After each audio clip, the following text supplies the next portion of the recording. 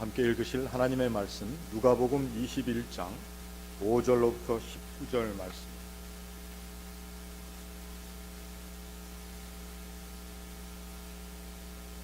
함께 읽겠습니다.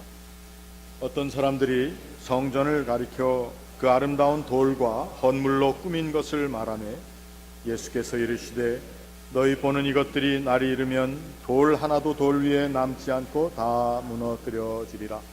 그들이 물어 이르되 선생님이요 그러면 어떤 때에 이런 일이 있겠사오며 이런 일이 일어나려 할 때 무슨 징조가 있사오리이까? 이르시되 미혹을 받지 않도록 주의하라. 많은 사람이 내 이름으로 와서 이르되 내가 그러하며 때가 가까이 왔다 하겠으나 그들을 따르지 말라. 난리와 소요의 소문을 들을 때에 두려워하지 말라. 이 일이 먼저 있어야 하되 끝은 곧 되지 아니하리라. 또 이르시되 민족이 민족을 나라가 나라를 대적하여 일어나겠고 곳곳에 큰 지진과 기근과 전염병이 있겠고 또 무서운 일과 하늘로부터 큰 징조들이 있으리라. 이 모든 일 전에 내 이름으로 말미암아 너희에게 손을 대어 박해하며 회당과 옥에 넘겨주며 임금들과 집권자들 앞에 끌어가려니와 이 일이 도리어 너희에게 증거가 되리라. 그러므로 너희는 변명할 것을 미리 궁리하지 않도록 명심하라. 내가 너희의 모든 대적이 능히 대항하거나 면박할 수 없는 구변과 지혜를 너희에게 주리라. 심지어 부모와 형제와 친척과 벗이 너희를 넘겨주어 너희 중에 며칠 죽이게 하겠고 또 너희가 내 이름으로 말미암아 모든 사람에게 미움을 받을 것이나 너희 머리털 하나도 상하지 아니하리라. 너희의 인내로 너희 영혼을 얻으리라. 아멘. 같이 기도하겠습니다. 하나님 은혜와 사랑을 감사합니다.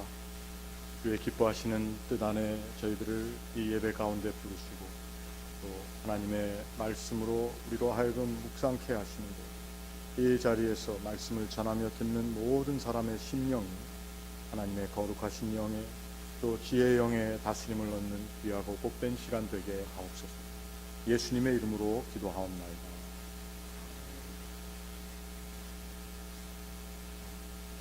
뉴질랜드 크라이스트처치라는 지역 가까운 데서 리터 스케일로 7.8도라든가 강도의 지진이 일어나서 그쪽 지역에 쓰나미가 덮칠 것이다. 바로 어제 우리가 들은 내용들입니다. 또 대통령 선거가 끝나고 나니까 뭐 여기저기서 또 거기에 반대하고는 사람들이 데모도 한다고 그러고 경찰과 시민들이 상하기도 하고 오늘 우리가 살고 있는 세상은 아침에 눈을 떠서 라디오를 틀든지 전화에 구글 뉴스, 야후 뉴스 탁 틀면은 계속 그냥 이런저런 소식들이 우리들의 눈을 어지럽히고 또 우리의 마음을 불편하고 또 아프게 만들고 있습니다. 그러면은 오늘 우리 보통 사람들은 세상이 말세로구나, 말세다. 그런데 이 말세처럼 일어나는 일들은 오늘만 있었던 것이 아니고 그 전에도 일어났던 일이고 예수님께서 말씀하시는 이 모든 것을 기록한 누가복음을 쓴 사람은 이미 66년 주후 66년서부터 70년까지 있었던 로마 제국을 상대로 대항해서 일어났던 그 전쟁으로 인해서 예루살렘 성전이 다 파괴되고 또 이스라엘 백성들이 이곳저곳으로 끌려가는 그러한 아픔을 당했던 모든 것들을 다 알고 있는 그러한 사람이었습니다. 그래서 이 말씀을 기록하는 자리에서 어떤 되어질 일이 무엇인가 또 이러한 일들이 일어날 것이다 라는 것을 예견하는 의미에서 썼다기보다는 그것은 오늘 이 말씀을 읽는 우리들에게도 우리가 사는 세상 가운데 이러한 참 무시무시한 그리고 파괴적인 일들이 일어날 수 있다고 하는 것입니다. 지진과 기근과 전염병, 무서운 일과 하늘로부터 보이는 큰 징조. 그래서 얼마 전에는 어떤 사람이 이 요즘 나오는 그 카카오톡을 통해서 별의별 걸 다 보내는데 보니까 어느 지역에서 하늘에서 이상한 소리가 났다고 하면서 그 소리를 나는 광경을 녹음해가지고 보내기도 하고, 여러분 잘 들여다보면 이러한 자연적인 현상뿐만 아니라 우리 사람들의 마음 가운데, 그리고 남의 마음뿐만 아니라 나의 마음을 살펴보면은 그 가운데 오늘 성경 말씀이 이야기하는 참 처절한 모습들, 아픈 모습들, 그리고 파괴적인 요소들이 우리들에게 다 있다고 하는 것입니다. 심지어 부모와 형제와 친척과 벗이 너희를 넘겨주어 너희 중에 몇을 죽이게 하겠다. 아니, 내 아우가, 나의 부모님이, 나의 형제뿐만 아니라 나의 일가 친척들이 나를 넘겨주어서 죽게 한다고?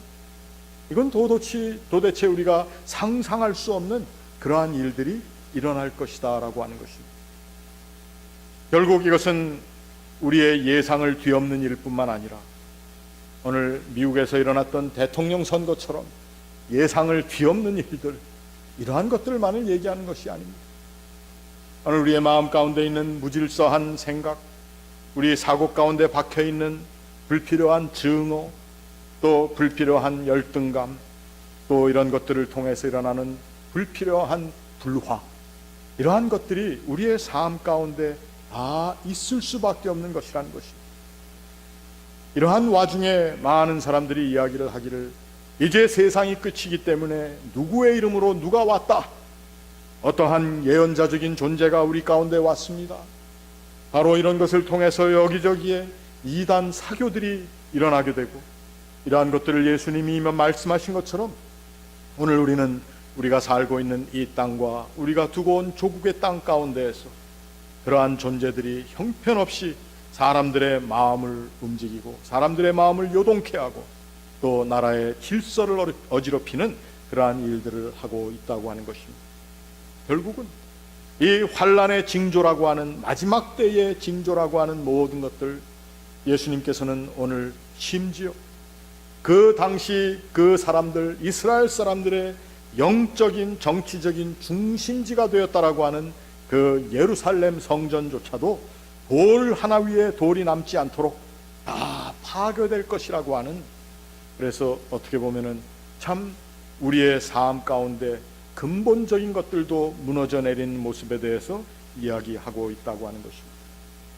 그렇다면 하나님의 사람들이 이러한 많은 사람들이 얘기하는 말세, 아니 우리가 살고 있는 이 현세 가운데 되어지는 이러한 일들 앞에, 무질서 앞에, 파괴 앞에, 고통과 환난 앞에 불협하며 불화하는, 그리고 배신하는 삶의 자리들 가운데 우리 믿는 사람들은 어떠한 모습을 가지고 살아야 할 것인가? 저는 오늘 우리가 읽은 긴 본문 가운데 여기에 나와 있는 말씀 두 구절을 한번 우리들이 함께 생각해 보기를 원합니다. 예수께서 말씀하시기를, 이러한 모든 일들 가운데, 힘든 일, 고난과 환난 가운데 너희는 변명할 것을 미리 궁리하지 않도록 명심하라. 변명할 것을 미리 궁리하지 말도록 명심하라. 도대체 이 말씀이 무엇인가? 변명할 것을 우리가 미리 궁리한다.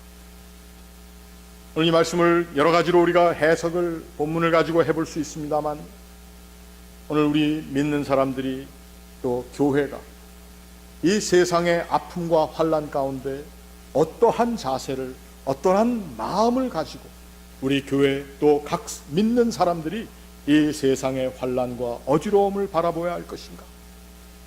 오늘 본문에는 변명할 것을 미리 궁리하지 말라 했는데, 사실 다른 복음서에 보면은 이것이 너희 말할 것을 미리 또 염려하지 마라. 성령께서 너희의 모든 것들을 공급하여 주셔서 여기에 나와 있는 말씀대로 구변과 지혜를 너희에게 주실 것이다. 믿는 사람들이 이 말씀을 잘못 이해하게 되면은 말을 잘해서 여호와의 증인들을 이겨야 되고, 믿는 사람들 잘 나가서 전도를 해가지고 하나님의 말씀 술술술술 다 요절요절 외가지고 전도하는데 잘 쓸 수 있어야 됩니다. 그러면은 정말 좋죠. 그러나 그 말씀은 우리들이 하나님의 힘을 얻어서 말을 잘하고 말주변이 좋고 누구를 설득할 수 있는 언변을 지닌 존재들로 준비되어라 라고 하는 그러한 말씀이 사실은 아닙니다. 오늘 이러한 삶에 일어나고 있는 모든 것을 우리의 생각과 우리의 말의 방법으로 이것을 해석하고 이해할 수 있는 것은 아니라는 것입니다. 우리가 할 수 있는 말의 내용이 무엇일까? 우리가 늘 고민할 수 있어야 됩니다. 내가 바라보는 이 세상에 되어지고 있는 이 모든 일을 내가 어떻게 책임 있는 말을 가지고 먼저 내 마음 가운데 이야기하고 서로와 서로에게 얘기할 수 있겠는가 하는 것입니다. 요즘 하도 SNS가 많이 발달되고 그래서 이것저것 많이 듣습니다. 그리고 한국에도 레귤러 방송보다는 또 이제는 종편이라고 하는 각각 자기들의 성향을 강하게 지닌 그러한 것들이 이런저런 얘기들을 하다 보니까 우리들이 종종 그런데 재미있는데 그러한 얘기를 듣고 그것이 사실인 것처럼 우리들이 무분별하게 우리의 말이 전해지고 하는 것입니다. 결국 오늘 우리들은 그리스도인으로서 이 혼탁하고 어지럽고 그리고 파괴적이고 그리고 많은 사람들이 편을 가르는 이러한 세상 가운데 우리가 어떠한 책임 있는 우리 신앙인으로서의 언어 생활을 할 수 있겠는가 하는 것입니다. 우리의 언어 생활을 누가 주장하고 있습니다. 구변과 지혜라고 하는 말을 성경의 원어를 보니까 사실은 입술과 또 지혜 이렇게 되어 있습니다. 입술, 우리의 입술, 말이라는 것이죠. 그런데 오늘 우리들이 정말 가지고 있어야 할 우리 입술이 얘기하는 말의 내용이 무엇이 되어야 할 것인가? 어떤 사람들은 이러한 말을 전에부터 하고 또 그것을 크게 믿어오고 있습니다. 말하는 대로 된다. 어떤 때는 입술의 열매로 산다. 우리가 말하는 대로 또 말을 잘못함으로 잘못한 말에 이끌려 살게 되는 그러한 삶을 살 수도 있다라고 하는 것입니다. 세상이 어렵고 힘들고 또 되어지는 일들이 내가 기대했던 것처럼 일어나지 않고 이러한 우리의 마음이 보는 이 세상과 나의 바람과의 큰 괴리 현상이 있을 때에 우리가 어떠한 말을 하면서 살아야 할 것인가? 반드시 표현되는 남이 들을 수 있는 말만을 이야기하는 것은 아닙니다. 우리 그리스도인들은 어떻게 보면 또 하나님의 사람들은 말의 종교를 가지고 있는 사람들이라고도 볼 수 있습니다. 성경 말씀 듣죠. 우리 말로 기도하죠. 또 이 목사들이 말로 설교하죠. 하나님의 말씀을 가지고 뭐 디스커션을 한다 그러고 말 자체입니다. 그래서 어떤 사람들은 우리 기독교 신앙 혹은 유대교 기독교 신앙을 Religion of Logos, 우리 말의 신앙이라고까지 이야기를 합니다. 그런데 우리가 어떠한 말을 함으로 내 삶에, 내 마음에, 내 영혼의 방향이 세워지겠는가? 이 세상에 어지러운 사람들이 얘기하는 함께 그 말을 함으로 같이 어지럼을 타면서 살 것인지, 아니면 우리가 정말 어떠한 마음의 자세를 가지고 말을 하며 또 나의 언어라고 하는 것이 말로만 표현된 것이 아니라 우리의 삶의 나의 자세, 그것으로 표현될 것입니다. 제가 여러분 찬송가 가사는 잘 알지만 그 가사의 저자가 누군지는 모르는 분이 이제 분을 하나 소개하겠습니다. 참 아름다워라 주님의 세계는, 그 찬송가 가사를 작사하신 분이 있습니다. 그분의 이름이 말트비 데븐포트 베콕이라고 하는 장로교 목사님입니다. 1850년대에서 1900년 초까지 살았던 그분이신데 오래 살지는 못하셨습니다. 그분이 이제 우리 그 참 아름다워라라고 하는 찬송가의 가사를 쓴 분인데, 그분이 쓴 아주 또 유명한 시가 하나 있습니다. 이분은 작사를 많이 하고 시를 많이 쓰셨는데, 제가 그분이 쓴 영시 한 편을 제가 번역했어요. 번역한 걸 하나 들려드리겠습니다. 말이 좀 어려울진 모르겠습니다. 제가 번역을 한 거니까 한번 잘 들어주십시오. 제목은 Be strong, be strong, 강인하라 라는 뜻입니다. 우리는 장난질하거나 헛된 꿈이나 꾸며 흘러가듯 살기 위해 여기 있는 것이 아니다. 힘들여서 할 일이 많고 또 들여올려 할 무거운 짐들이 우리 앞에 있다. 그런데 그 고난을 피하거나 무시하지 말고 직면해 보시기를 바란다. 고난이 하나님의 선물인 것을 우리가 깨달을 때가 올 것이다. 이 시대가 악하다고 불평만 하지 말라. 누구를 원망하겠는가? 두 손을 묶어놓고 끌려다니듯 사는 것은 수치스러운 일이니 이제 일어나서 건강하고 바른 말을 하고 하나님의 이름으로 용기 있게 살기를 바랍니다. 부조리가 아무리 깊이 진을 치고 있다 할지라도 또 전쟁이 일어나서 그것이 지속되며 오늘 하루가 얼마나 길어질지 몰라도 기진맥진 말고 싸우시오. 내일 우리는 노래할 것입니다. 번역을 좀 푸지게 했죠. 영어로 읽어드리면 영어로 멋있게 되어 있습니다. 괜히 또 영어로 읽으면 우리 또 힘들어하는 분들 많으시니까.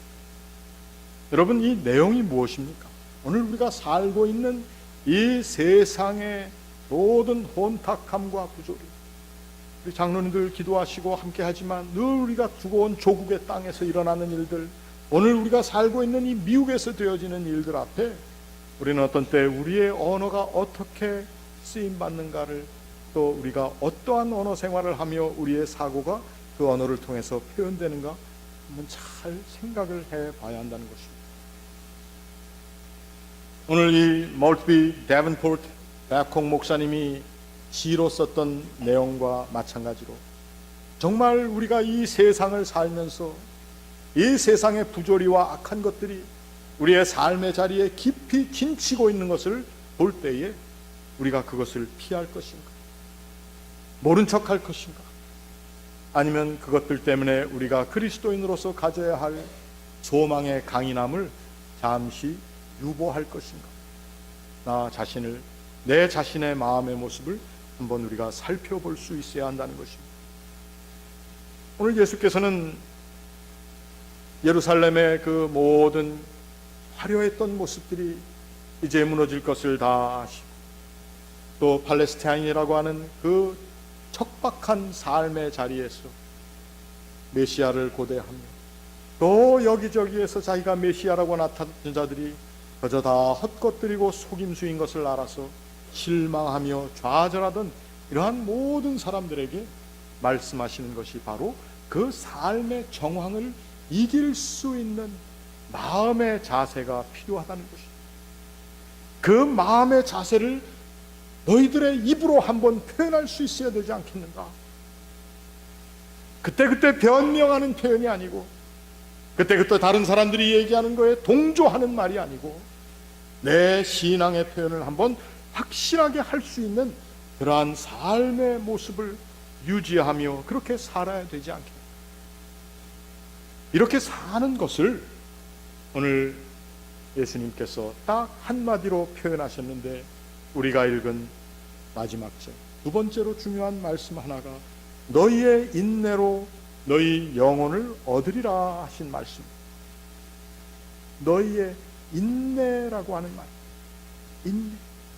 여러분, 이 인내라고 하는 말의 의미가 무엇이겠습니까? 헬라어로는 히포메네라고 하는 말을 씁니다.